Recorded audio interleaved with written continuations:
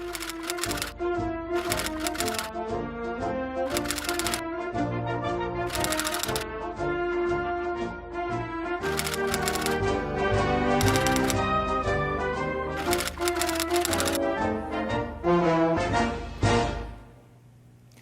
evening. Welcome to Chasing the Facts. I'm your host, Sam Chase, and this evening we have with us Mark Carota, have I pronounced that correctly? You have. Who is a candidate for the Select Board in this upcoming April election. Mark is one of 4 candidates. So Mark, we usually start off each show by asking the guest to give just a very brief biographical sketch, just so that the folks can get to know you a little bit. Sure, and thanks for having me on, Sam. I appreciate Very it. welcome. My bio, just in a kind of a thumbnail sketch, is I've been in town since 1987, and my wife and I, we've raised our family here. Kids attended schools in town, graduated from here. So I have a really good feeling for the town and the community and at large and so forth. Also, since I've been in town, I decided about 10 years ago to serve on the Zoning Board of Appeals. I thought that would be a way I could give back a little bit, get to know an area that wasn't familiar with previously, and, you know, again, get more immersed into the community.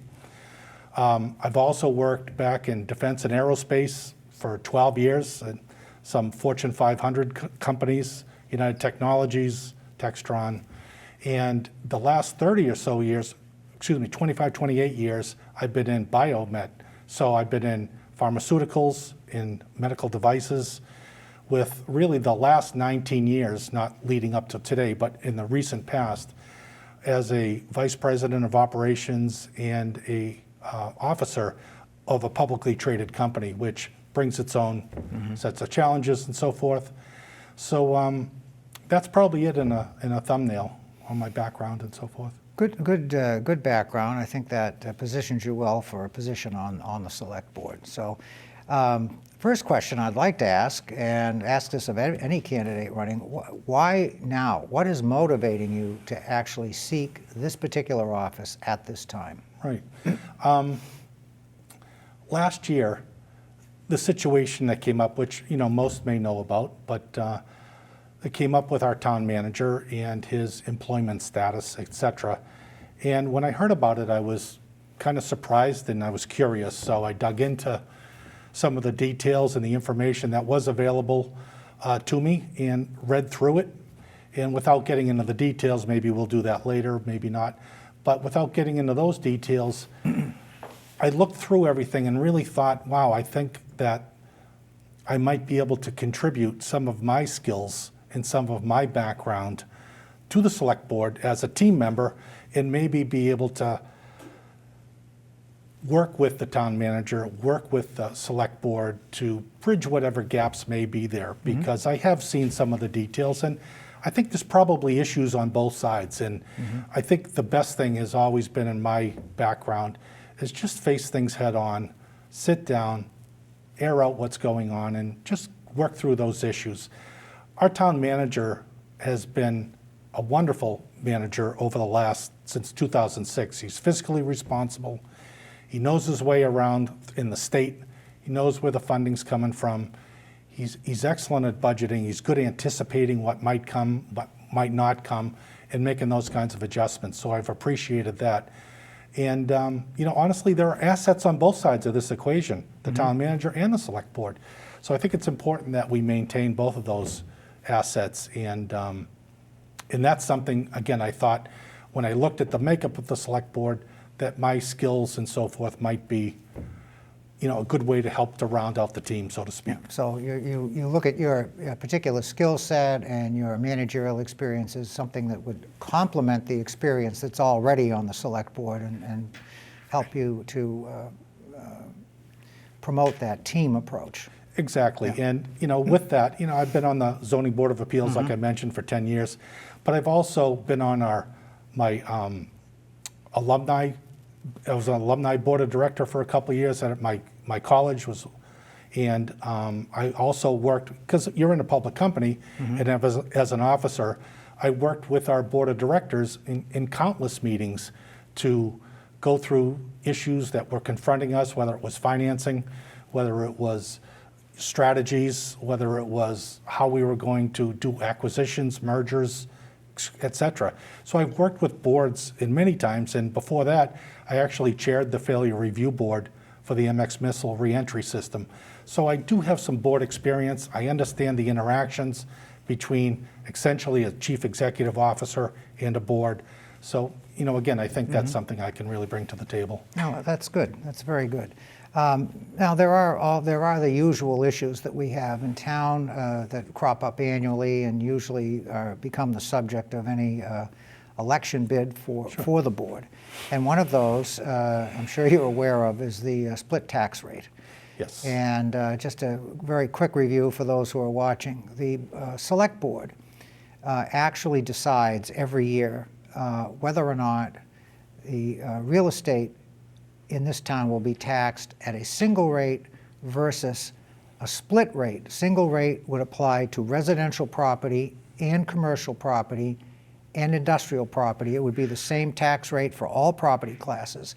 A split rate situation means that you have one rate, usually a lower rate for residential property, and a higher rate for the commercial and industrial class. So starting in 2019, the Select Board has adopted a split tax situation. So we've had it now for fiscal 19, fiscal 20, and we've got it again for fiscal 21, where the commercial properties are taxed at a higher tax rate than the residential. So you will be asked this question in your debates, I am sure, what your philosophy is on that particular situation. And given the fact that we do have a split tax rate, how would you, if you think there should be any kind of a change, how would you approach that?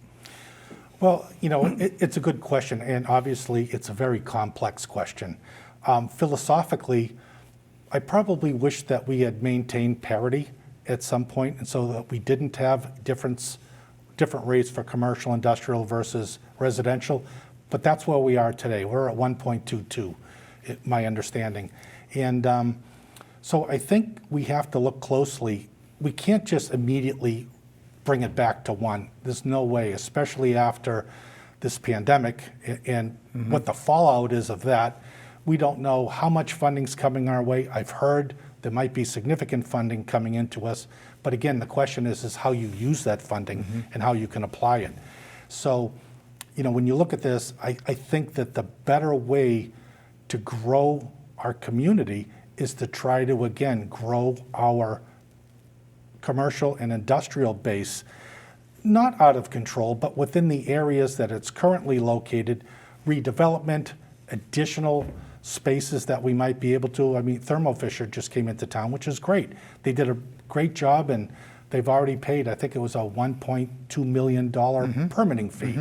So, I mean, all those things are really important. So I'd rather see us, again, expand our business and industrial base and not tax them unfairly, because looking at it from the outside, when businesses look at this, and I've read a lot of the reports and I agree with them intrinsically, is you're looking for some consistency.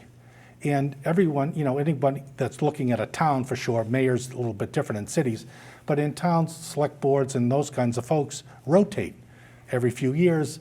And what they're looking for is some kind of consistency, some kind of rationale for why they're setting their rates the way they are.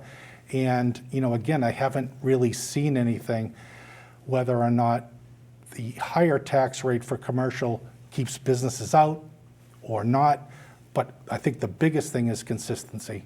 So they know what they can actually count on. Because nobody wants to sign a long-term lease and know that there's a lot of inconsistency in their future, because it could really put, especially in small businesses, could put them up against the wall. Historically, if you look at the split tax situation in the state, what you just said is very consistent with the practice of most communities that do split the rate. I mean, they will establish a split, and over the course of whatever the time period is that they've had the split, you will see very, very little variation one way or the other. Some communities will go up or down 3 or 4 points here and there in response to what they perceive to be economic drivers. But I've never seen a situation where a community has a flat rate this year and then next year says, okay, we're gonna do a 175 shift. Nobody Right. does that. Right. Nobody, and conversely, nobody says we're at a 30% shift now and next year we're going back to 1. It just doesn't happen for Yeah. the reasons that you have articulated. So I think that's a very reasonable approach. So, and you will get asked that question, I guarantee, especially probably be the first question in your CPA debate. Right, and it, like Yeah. we said, it is complicated. Right, And it's a very really complicated issue. dependent on valuations and Yep. how everything comes in. So Yep. it's a complex formula. Now, you've had 10 years' experience on the Zoning Board of Appeals, so you've got some knowledge and some flavor of land use issues and so forth. Yes.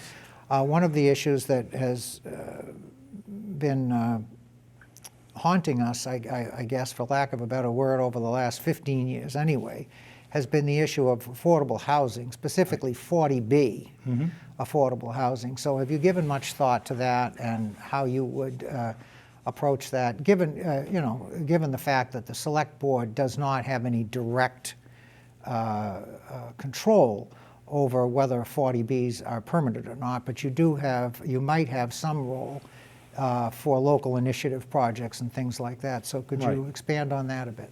Absolutely. And over the last 10 years, I mean, I have sat personally on several 40B comprehensive permits, and some of them that were friendly or local initiative type of programs and projects, and those are ones that, essentially the selectmen, the select board, and the planning board have looked at, and these are locations that they've kind of selected and thought would be good locations, good plans to go forward with. So we've looked at those, and as you know, we've had really varying support on whether or not the community at large, one in particular was on Mill Road, was particularly controversial. But one of the things I do want to say is that, one, affordable housing is important. Two is, I think it's also important to note that during my tenure there, we've actually reached certification. And so we are now certified. I think we're at 10.43. Can you explain that to the audience? Yes, so you need to have at least 10% of your inventory needs to be what the calculation is for affordable housing, which is 80% of the mean income within the area or less. So you need to have that. And so once you do reach 10% or greater, you become certified and you have safe harbor. And what that allows us, and I'm a big proponent of trying to maintain our certification, because safe harbor allows us to decide where we want to go, what projects we want to do, so if we don't want to do a particular project because we don't like the location, we don't like, many aspects, and maybe the residents aren't fond of that location, we have safe harbor to say no. And therefore, this way, with that certification, we can then look at new developments and make sure that we have what we want for affordable housing and put those in place. For instance, like right now, there's a couple, I think River Neck Road. Yes. It's about 375 units, and the West UML campus, which is another 350 units. And personally, I'd be a big proponent of trying to get the UML one. I haven't looked at River Neck quite as closely, but I'm familiar with UML. And I do believe that if we were to be able to go forward, I know there's a lot of things and hurdles that need to be completed, but if we were to go forward with a 40B on that site and it made sense, that would really help us. Because as you know, when the census comes in, it can start to adjust Those numbers are going to change. the inventory. Yep. So if we're at 10.43, if UMass Lowell and if we added River Neck, if those push us over 11, because of the land use that we have in town, I mean, there's not a lot of room or space to add things. With that, it should keep us statistically into the certification and into the safe harbor area, which I think is a huge advantage for our town. So basically, when we've reached that 10% statistic, what you're saying is that now the town really is in control of A, where we would cite projects, and even B, whether we want a project. We can actually say, no, we don't want it. Yes. And there is almost no recourse on the part of a developer once you've achieved that safe harbor. That's correct. Yeah, so that's my understanding, and you've confirmed that. That's good. Absolutely. So you raised your family in town, and you had children that went through the public school system. Where are your kids now? Do they live in the area? My kids do live in the area, Okay, so they're still pretty close by. So do you have grandchildren in the school system? I do not have grandchildren at all. At all? yet. Okay. No. Okay. So that may be a possibility at some point. No. So you're somebody that has been invested in the schools and in the public education situation in Chelmsford. So, and again, select board members don't have any direct impact on decision-making with regard to school policy and so forth. But as the chief executive board in the town, you do exercise considerable influence in your discussion and in your support or your lack of support for the school program. So I wonder if you can expand on that a little bit and just Sure. tell us where you are with regard to Right. your philosophy on public education in town. Well, I think public education is the backbone in our country, and it's certainly important in our town. One of the reasons we moved to Chelmsford in the first place was because they did have a good school system, and I'm familiar with the good school system. I was very fortunate to be raised in a community that had a great school system, so that was important for us, and we made a decision to come here. They also had great before and after school programs, which were excellent, and so I'm a big proponent, and I know that Dr. Lang does his best in order to keep the budget, going, to keep the updates with the school and so forth. So, I've looked at it. The school budgets is around, 60 to 65%. Depends on what you're looking at, whether you're adding in benefits and personnel or you're not. Right. But it's a big part of our budget. It's more than half of our budget easily. And, I think it's well spent. I think we got to stay up with the technology and so forth within the schools in order to, stay current so that our students are getting the laboratories and the arts and, the different, good rounded curriculum. So they're ready to go anywhere and they're ready to enter the workforce and in the world. So I'm really, I'm impressed with what they've been able to do, and I'm a supporter of what they are doing. Yeah, and it seems, just to follow up on that, it seems that over the last several years anyway, that the relationship between the school department and the town administration has been largely cooperative. I would say that has not always been the case many, many years ago. I can tell you that was not the case. There was tension between the two operating groups. So that's something that the select board can certainly help with. And I think the relationship is very good, and I think the current select board and recent select boards have done a pretty reasonable job at trying to maintain that relationship. So I think so too. I've watched some of the tri-board meetings, and I've watched a few of those, and I think they have done a good job. They've challenged some things where it needs to be. I'm a proponent of every year, every board, every committee needs to put their budgets out on the table and need to be more transparent with where the spending is, where they're going, because if there are efficiencies that we could take, if there are different things that we can make adjustments to, I think you should look at them every year. And not just look to just continually raise, but always look at, again, where are we spending the money? Are there conditions that are changing? Are there less students coming in? Are there more students going to Neshoba? We've seen that. So, just and make those assessments. And I think that is a typical private sector approach, and you don't find that so much in the public sector. I understand. So, but I think, again, that would be something that you could lend to the board. You could lend that perspective to the board and make that contribution. And I agree with you. I think that's very important. The Select Board recently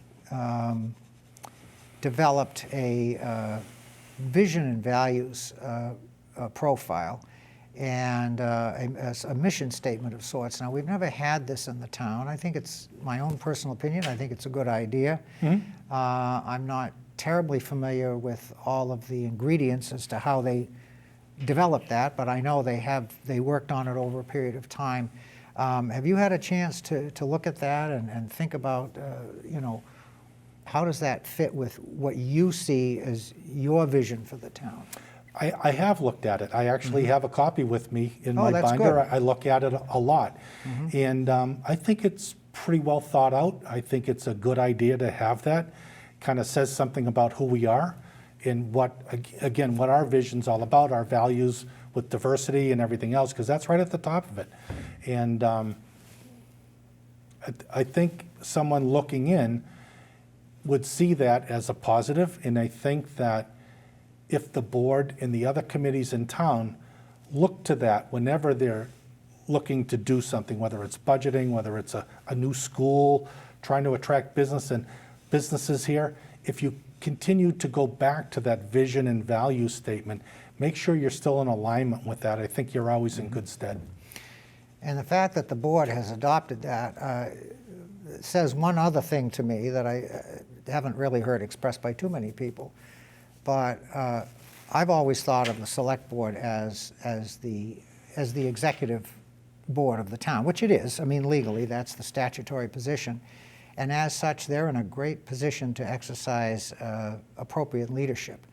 And I don't define that as people acting like bullies and issuing orders and telling people what to do, but just by the way they conduct themselves, the way they approach the common issues in town, they are in a unique position to exercise a great leadership role. And I think the vision and values plays into that. So I'm very glad that the board has done that, and I'm glad that you would definitely have signed on to that. Yes. Do you think there are other ways that the select board can affect that leadership role without affecting the role of dictator? And you did mention the tri-board meeting. Yes. Do you feel that there should be more of that kind of activity, more liaisonships? How would you categorize that? Yes, I do. I think that there needs to be, from a liaison standpoint, I think they need to work closer together. I think or continue to work close together, but maybe even get closer together to listen to each other's ideas and points of view, understand each other's, and try to come out with what's the best solutions, what are the best budgets, what are the best initiatives that we should be going forward with in town, and making sure we have the funding around those initiatives. There are a lot of requirements within town, and one of the things I want to bring out is with the town charter and the policy and procedures. If you read through that, and I've read through it a few times, and honestly, until I made a decision to run for select board, I'd seen it, but I hadn't really paid a lot of attention to it. Well, I have now, and I've read through that, like I said, several times, and I think it's really well done, and I like the way that there is good definition on what each people and what the different roles are, and what the boards are, what the town meeting does, what the moderator's doing, and so forth. And I think if we stay in those roles and really focus on the responsibilities that each one has within those documents, I think we can be really effective. And I think, again, if we're working across and we're working together closely, I think we can come out with better solutions. Right, and the charter, I think you're right. It is I think it's a well-done document, and it does define the roles. I think obviously it is harder to manage if you're a select person in a smaller town where we don't have the strong town manager. It's the person who runs the administrative operation might be called an executive secretary or an administrative or a town administrator, not manager. Sure. And in those circumstances, the select board actually is the operational authority behind the town. But we're not set up that way in Chelmsford, as we know. You've read the charter, you understand that. And certainly if you're a select person and you want to exercise, or you think you want to exercise some control over the town, it's certainly a lot easier to be in the not strong town manager form, because you can simply say to the town manager, hey, I want you to do this, okay? But that's not the way we're set up in Chelmsford. No. But that does not, and the point I'm trying to get, and I want to get your comment on it, is that does not mean, however, that the selectmen cannot exercise oversight and some control over what happens in town. It just means that because of that relationship, the select board and the manager have to work harder at collaboration and coming to consensus. Would you agree with that Absolutely. statement? Yes. That's exactly what the town charter, infers. Correct. In some Yes. case, it's Yes. specific.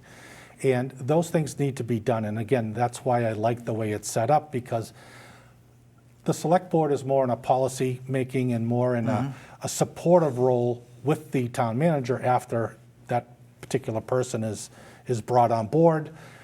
They're supposed to work together. They should be working directly with each other and, trying to, again, understand each other's point of view. The town manager can be using the select board to bounce off ideas and thoughts and things that are coming and, what do you guys think? Or what do you Right. ladies think? Right.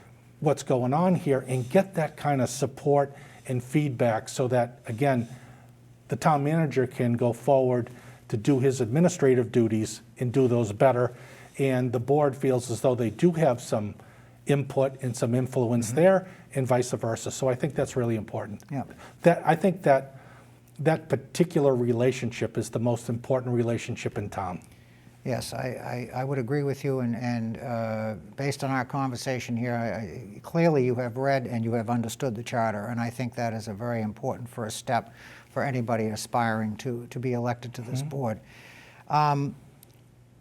What do you think the most pressing issue that we have before us now as a town? I would say probably understanding in the recovery from this pandemic and how we come back. I know what I've heard is that there's, like I said, there's significant funding coming down. So the question is how do we use that funding to help us as everyone starts to get vaccinated and everybody starts to get back to work? What's the best way? Because we have an opportunity with that funding to help the recovery occur quicker, and we also have an opportunity to use that funding to the benefit of the community, maybe in the mid and longer term horizons too, if we spend it properly. So I think that's the important thing, and the biggest piece is the recovery. I think the next is getting our town managers, contract, employment, if you will, straightened out. Sorted out. And I think that needs to get sorted out quick, because our town manager's been here since 2006, and like I said, he's had a pretty good record. And when I looked into the details, he's had good reviews, he's had good everything, but then whatever came up really kind of derailed that relationship. At least it appears. I mean, the current select board has to, respond to that themselves. But that's how it appears, and I can only judge it by what I see on TV and what I've read. So I think that needs to get fixed. I think we need to get some stabilization in that. And this all started back in January of last year. So that was before the pandemic. Since the pandemic, I mean, his background and his institutional knowledge, the fact that our number 2 left for another town. So I think we're in a situation where it's important to work that through, and I'm hoping that we can. And I'm sure we can. I'm sure Yeah, we'll I work am that too. out. So, Mark, we've got about a minute left, so I'd like to have you talk for just a minute about your campaign, and most importantly, this is your opportunity to face the potential voters and ask for the vote. Sure. Again, Sam, thank you so much for having me on. Very And welcome. There are so many issues that are in front of the town. I think the select board has got a lot on their plate.